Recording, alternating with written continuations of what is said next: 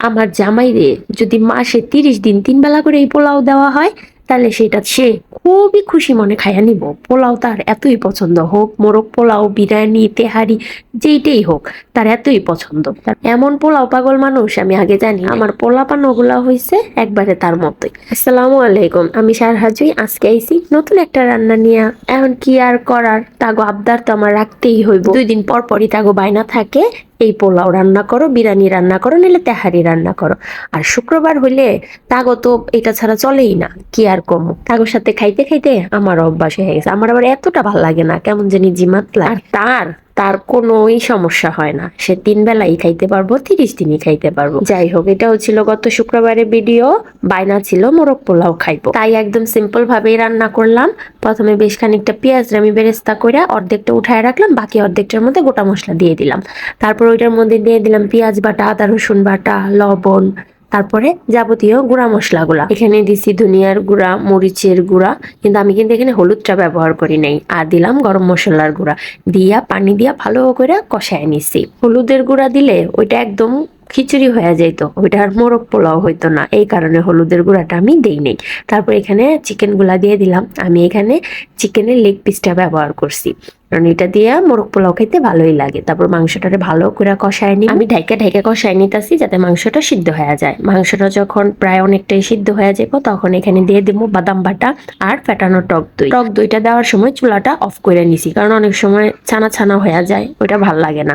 এই কারণে দেখেন নাতে যায় আমার কড়াই বেঁকা হয়ে গেছে, কেউ আবার কিছু মনে করবেন না। তারপর অল্প অল্প পানি দিয়া মাংসটারে আমি সিদ্ধ হওয়ার লেগা নাড়াচাড়া করে বসাই দিব। কার কার বাড়িতে এমন পোলাও খোর বা বিরিয়ানি খোর আছে আমার বাড়ির মতো, অবশ্যই কমেন্টে জানাইবে। আমার বেটায় প্রতিদিনই কইবো পোলাও রান্না করো, পোলাও রান্না করো। আর আমি খালি কই শুক্রবারে শুক্রবারে। শুক্রবার আইলে ওই দিন আর পারি না না কইরা, কি করুম, সারা সপ্তাহ তো তারে ঠেক দিছি।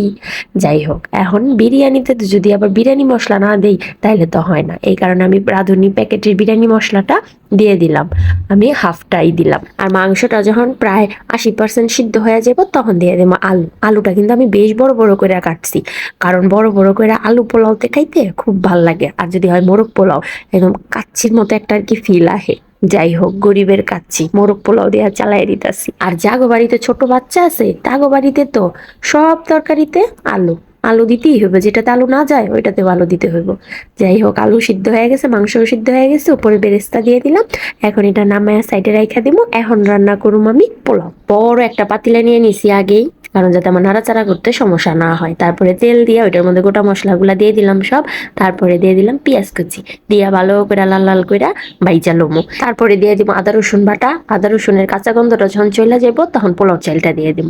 পোলাও চালটারে আমি আগে থেকে ধুইয়া পানি ঝরায় রাখছিলাম। আপনারা কে কিভাবে রান্না করেন মোরগ পোলাও অবশ্যই কমেন্টে জানাইবেন। কেউ কি আমার মতো এরকম সিম্পল ভাবে রান্না করেন? যদি তা করেন তাও জানাইবেন। চালটারে ভালো করে ভাইজা এটার মধ্যে দিয়ে দিলাম গুঁড়া দুধ আর সামান্য পরিমাণ চিনি। চিনি দেওয়াতে কিন্তু এটা মিষ্টি লাগবো না, এটা স্বাদটা আরো অনেক গুণ বাইরা যাবো। আর গুঁড়া দুধ দিলে তো টেস্টটা হয়ে যাবো লাজবাব, কোনো কথাই নাই। তারপরে ভালো করে এগুলাও ভাজা ভাজা করে নিব। তারপরে দিয়ে দিব পরিমাণ মতো পানি। আর পানিটা কিন্তু অবশ্যই মাপ মতো দিতে হবে, তা না হলে কিন্তু একবারে আলু ভর্তা হয়ে যাবো পোলাও। আর আমি সব সময় পানিটারে মাইপা দেই, যেমন 1 কেজি চাইলে 1.5 কেজি পানি, 2 কেজি চাইলে 3 কেজি পানি। এইটা যদি মনে রাখতে পারেন, তাহলে আপনি 20 কেজি চাইলের পোলাও অনায়াসে রান্না করতে পারবেন, একদম ঝরঝরা হইব। ফ্রিতে একটা টিপস দিয়ে দিলাম, উপকার হলে অবশ্যই জানাবেন। তারপরে মাংস থেকে আলুগুলারে আমি আগেই তুলে নিছি, নিয়ে আমি এখন এখানে দিয়ে দিছি। এই যে দেখেন, আমি এখানে কিশমিশ দিছি, কাঁচামরিচ দিছি। এইগুলা আমি ভিডিও নিতে পারি নাই, কারণ কি জানেন, ওই যে বুলা মন বন্ধ করে বাইরে গেছিলাম, ক্যামেরা আর অন করতে মনে নাই, আইসা কাজ শুরু করে দিছি। যাই হোক, পোলাও রান্না কমপ্লিট। এখন ওই যে মাংসের যে গ্রেভিটা ছিল ওইটা এখানে আমি দিয়ে দিতেছি। গ্রেভিটা দিয়ে পোলাওটারে আমি দমে বসামো, একদম লো হিটে 10 মিনিট দমে রাখলেই হইব। আপনারা আমার একটু টিপস দিয়া জানতো, আমার এই ভোলা মন লই আমি কি করুম, 2-1 সেকেন্ডের ব্যবধানে আমি সব ভুলা যাই, আর মনে পড়ে না। অনেক চেষ্টা করার পরে তারপরে যায় মনে পড়ে।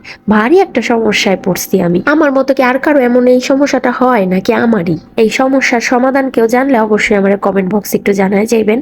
এই যে দমে দেওয়া শেষ। এখন আমি ওই গ্রেভিটারে পোলাওর সাথে ভালো করে মিশিয়ে নিতেছি। তারপরে দিয়ে দিলাম ঘি।